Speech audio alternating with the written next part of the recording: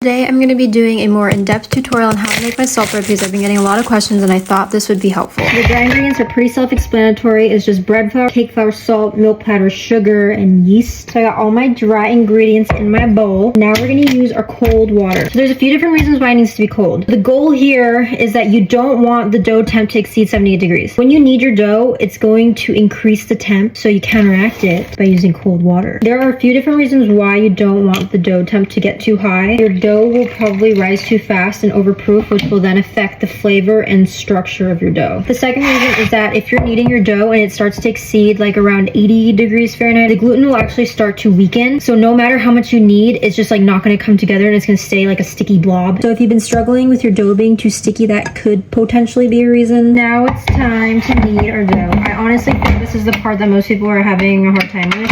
We're first going to mix this on low speed until it becomes a cohesive dough ball. Once it's a cohesive lump, you can throw in your butter and then you're going to increase to medium speed and you can knead it until it passes the window pane test. This is about a minute into kneading, so no time for like any gluten to form, so it's insanely sticky. Okay, so this is like 6 minutes in. You can see it's coming together slightly more, but it's still insanely sticky. This is my dough after another 8 minutes. You can see it's way smoother and it's not sticking like crazy anymore. It's still tacky though.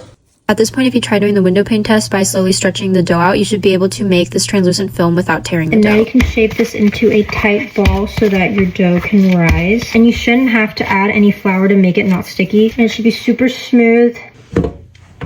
It's 3:30 a.m. I started this way too late, but my dough is now doubled in size. Super jiggly.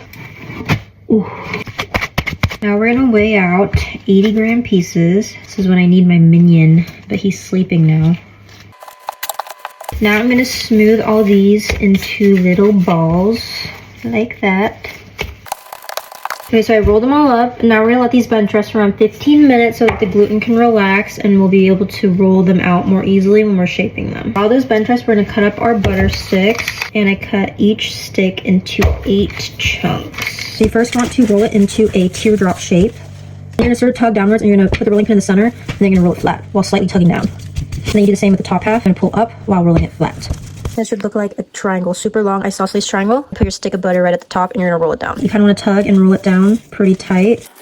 You want the tail end to be at the bottom of the roll. Now we have all our finished shaped rolls, and now I have to let that rise again until they're doubled in size, and then you'll be able to bake them.